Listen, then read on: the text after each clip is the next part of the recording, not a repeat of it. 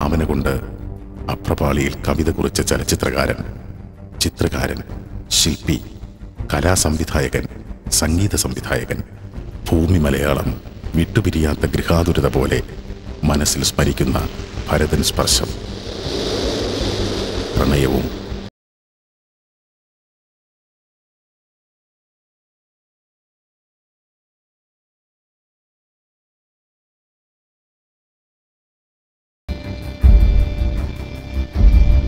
സുപ്രസിദ്ധ സംവിധായകൻ വിൻസെന്റ് മാഷിന്റെ ഗന്ധർവക്ഷേത്രം എന്ന സിനിമയിലൂടെ കലാസംവിധായകനായി തുടക്കം കുറിച്ചു.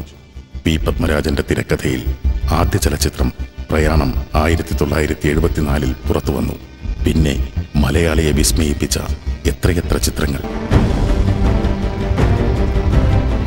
രതിനിർവേദം, തകര, ചാട്ട, ചാമരം, കാറ്റത്തെ കിളിക്കൂട്, പാളങ്ങൾ, കാതോട് കാതോരം.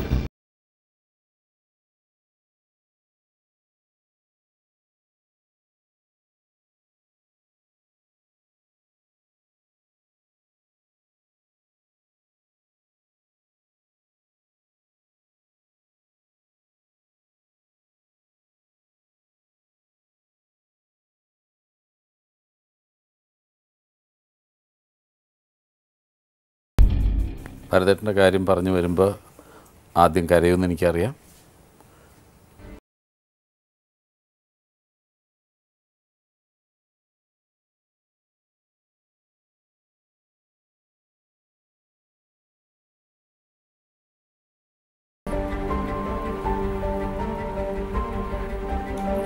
ഭരതേട്ടൻ്റെ സിനിമകൾ നമ്മൾ ഒരുപാട് കണ്ടിട്ടുണ്ട്.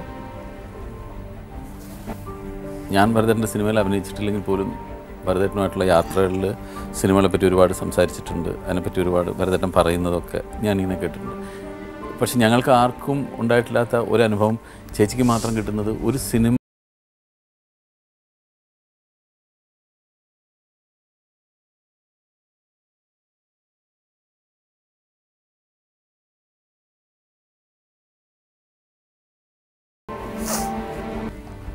അത് എൻ്റെ അടുക്ക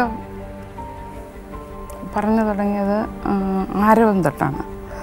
ആരവത്തിന് മുമ്പാണ് ഞങ്ങളുടെ കല്യാണം കഴിഞ്ഞ രതിനിർവേദം സമയത്തായിരുന്നു അങ്ങനൊരു കഥയുണ്ടായതും അങ്ങനെ അത് കല്യാണത്തിൽ അവസാനിച്ചതുമൊക്കെ.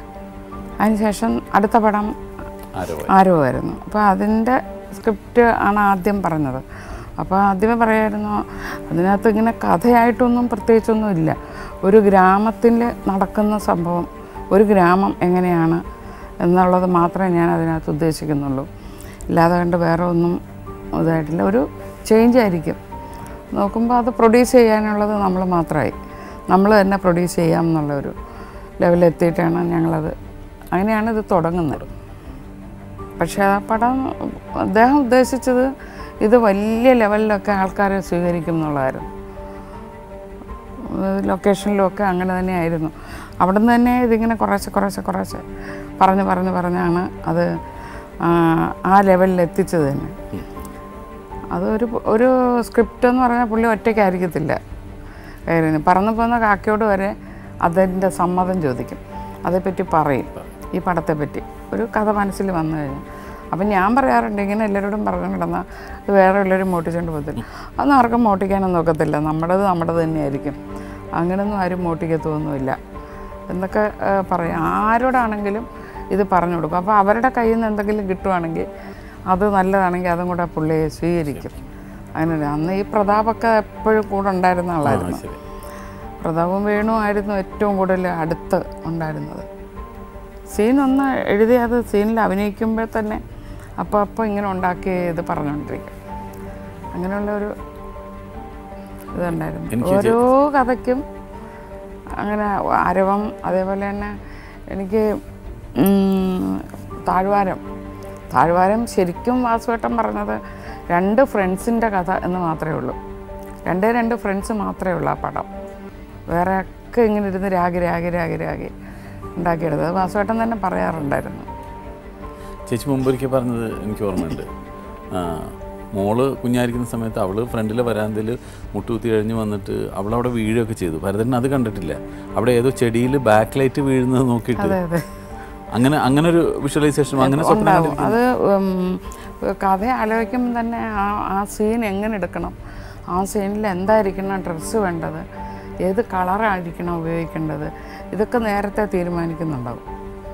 നേരത്തെ അതൊക്കെ ഇങ്ങനെ ഉള്ളിൽ പ്ലാൻ ചെയ്യും. അപ്പോൾ ധരാം മാഷുള്ളപ്പോൾ മാഷാണെന്ന് ഒന്ന് പറഞ്ഞു കൊടുത്ത് ഓരോ രാഗത്തിനും ഓരോ ഭാവങ്ങളുണ്ട്. ഇപ്പം ഹിന്ദോളത്തിനാണെന്നൊരിൽ അതിനൊരു ഭാവമുണ്ട്. അങ്ങനെ അതേപോലെ ഓരോ കളറിനും ഓരോ ഭാവമുണ്ടെന്ന് ആണ് പുള്ളിയുടെ ഒരു ഇത്. അതായത് അദ്ദേഹം ഡയറക്റ്റ് ചെയ്യുന്ന പടത്തിൽ അയലിടുന്ന നമ്മൾ പുറത്ത് അയൽ ഇപ്പോൾ ആർട്ടിനോട് പറയാൻ 2 തുണി അവിടെ നനച്ചുകൊണ്ടിടും എന്നല്ലേ പറയുള്ളൂ. ഇത് അതുപോലും ഏത് കളർ ഇടണം എന്നുള്ളത് പുള്ളി പറഞ്ഞു കൊടുക്കും. അവിടെ ചുവപ്പ് ബ്ലൗസ് ഇടുക, അല്ലെങ്കിൽ ഒരു വയലറ്റ് കളർ അവിടെ കൊണ്ടിട്ട് ഒരു ലുങ്കി, അത് ഇന്ന കളർ ലുങ്കി കൊണ്ടിടുക, ഇങ്ങനെ പറയും.